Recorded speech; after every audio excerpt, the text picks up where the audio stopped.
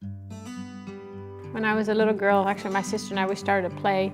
Our parents bought one set of clubs, but they let us split it. So one of us would get the odds and one of us would get the evens. So that's really how I started to play, is, to be able to create shots.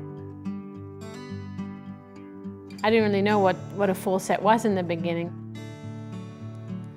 There was one particular time and it was, it started to rain outside and I didn't really feel like being there. So I called my dad. I said, "Hey, can you pick me up?" We drove away and there were still some kids on the range and in the pouring rain, and my dad just turned over to me and, nothing major, but he just said, "Annika, I just want you to know that there's no shortcut to success." If you know my dad, I mean, he's been instrumental in my career, but he's also, a pretty laid-back guy. So that just hit me, and I still remember that to this day. And, he's so right. There are no shortcuts to success. And since then, if it was raining, I just put up the umbrella and kept on practicing.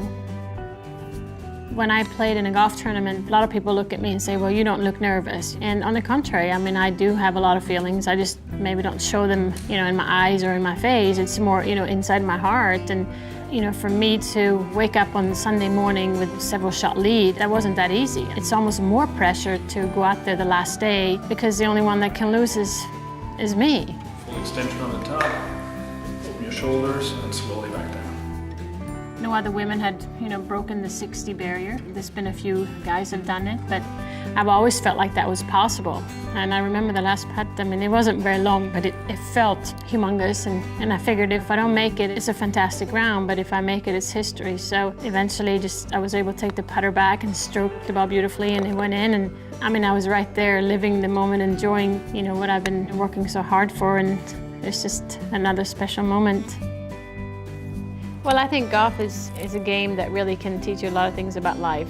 I mean, it is an honest game. I mean, you are your own referee out there. So it teaches you, honesty, integrity. It teaches you a lot of patience.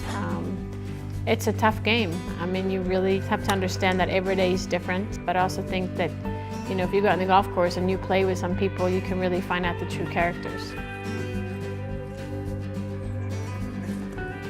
I really love to be at home. I mean, I love to cook. I love to work in the yard, and because those are the things I never could do when I was traveling. I mean, I was on the road for 220 days or something like that, so I lived out of a suitcase. Stretch.